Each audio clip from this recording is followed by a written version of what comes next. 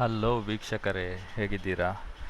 ನಾವು ಲಾಸ್ಟ್ ವಿಡಿಯೋದಲ್ಲಿ ಡಿಸ್ಕಸ್ ಮಾಡಿದ್ದೆವು, ಗೆಸ್ ಮಾಡ್ತಾ ಇದ್ದೆವು ಏನಾದರೂ ಈ ಸತಿ ಮಿಡಲ್ ಕ್ಲಾಸ್ ಜನರಿಗೆ ನಮ್ಮ ಯೂನಿಯನ್ ಬಜೆಟಲ್ಲಿ ಇನ್ಕಮ್ ಟ್ಯಾಕ್ಸ್ ಬೆನಿಫಿಟ್ ಸಿಗ್ಬಹುದಾ ಅಂತ. ನಾವು ಗೆಸ್ ಮಾಡಿದಾಗೆ ಇವತ್ತು ಅಂದರೆ 1 ಫೆಬ್ರವರಿಯಂದು ಯೂನಿಯನ್ ಬಜೆಟ್ 2025 ಮಂಡನೆ ಆಯಿತು. ನಮ್ಮ ಮಧ್ಯಮ ವರ್ಗದ ಜನರಿಗೆ ಇನ್ಕಮ್ ಟ್ಯಾಕ್ಸಲ್ಲಿ ಒಂದು ಅತಿ ದೊಡ್ಡ ಕೊಡುಗೆಯನ್ನು ಕೊಟ್ಟಿದ್ದಾರೆ. ಸೊ ಅದನ್ನು ನೋಡೋ ಮುಂಚೆ ಆ, ನಾವು ಈ ಒಂದು ಗ್ರಾಫ್ ನೋಡುವ. ಈ ಕೆಳಗಡೆ ಗ್ರಾಫ್ ಇದೆ ಅಲ್ಲ, ಅದು ಹೇಗೆ ಅಂತ.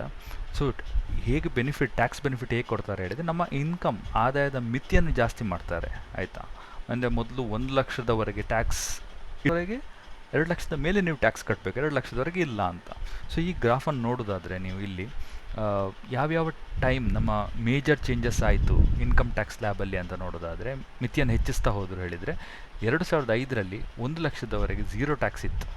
ಓಕೆ, ಅದು 2012ರಲ್ಲಿ ಆ ಮಿತಿಯನ್ನು ಏರಿಸಿ 2 ಲಕ್ಷ ಮಾಡಿ 2 ಲಕ್ಷದವರೆಗೆ ಝೀರೋ ಟ್ಯಾಕ್ಸ್ ಕೊಟ್ಟರು.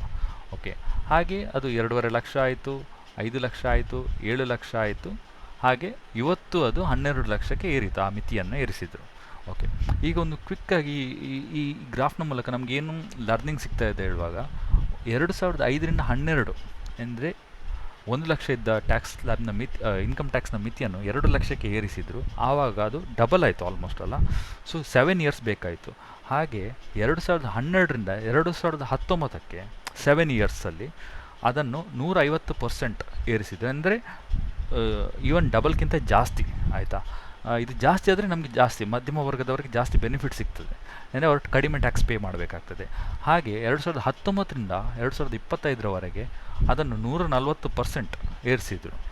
ಓಕೆ, ಈಗ ನಾನು ಅದರ ಜೊತೆ, ಓಕೆ, ಈಗ ನಿಮಗೆ ಇಲ್ಲಿ ಕಾಣ್ತಾ ಇದೆ ಅಲ್ಲ, ಓಲ್ಡ್ ಟ್ಯಾಕ್ಸ್ ಸ್ಲ್ಯಾಬ್ ಮತ್ತು ಇದು new tax slab applicable from 1 April 2025. Okay, additional ಆಗಿ ಈ ಸ್ಟ್ಯಾಂಡರ್ಡ್ ಡಿಡಕ್ಷನ್ 75,000 ಬೆನಿಫಿಟ್ ಇದೆ. ಅದನ್ನು ನಾನು ಇದರಲ್ಲಿ ಡಿಸ್ಕಸ್ ಮಾಡಲ್ಲ, ಯಾಕಂದರೆ ನಿಮ್ಗೆ ಸ್ವಲ್ಪ ಕನ್ಫ್ಯೂಸ್ ಆಗ್ಬೋದು. ಓಕೆ, ಈಗ ಹಾಗಾದರೆ ಏನು ಮೇಜರ್ ಬೆನಿಫಿಟ್? 2 ಬೆನಿಫಿಟ್ ಇದೆ.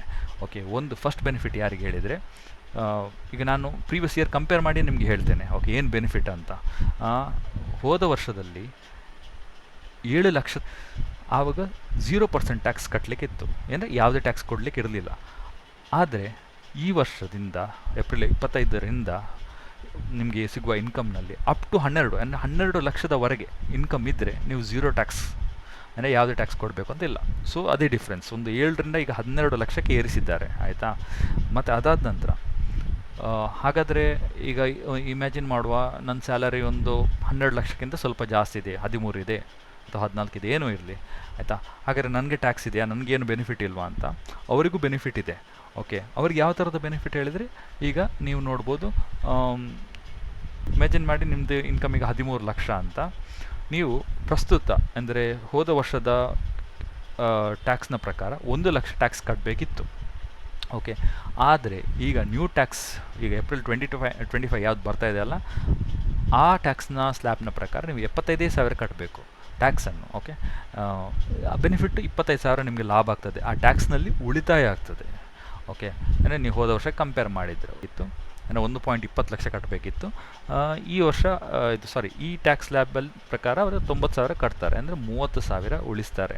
ಅದೇ ಥರ ಪ್ರತಿಯೊಬ್ಬರು ಇಲ್ಲಿ ನೋಡಿ, ಲಾಸ್ಟ್ 25 ಲಕ್ಷದವರೆಗೂ ಅವರು 1,10,00,000 ಉಳಿಸ್ತಾರೆ, ಆಯಿತು. ಅದಾದ ನಂತರ ಬೆನಿಫಿಟ್ ಅಷ್ಟು ಸಿಗಲ್ಲ. ಥ್ಯಾಂಕ್ಸ್, ಪ್ಲೀಸ್ ಸಬ್ಸ್ಕ್ರೈಬ್ ಮಾಡಿ ಈ ಥರ ಇನ್ಫಾರ್ಮೇಷನ್ ಹಾಕಲಿಕ್ಕೆ. ಧನ್ಯವಾದಗಳು.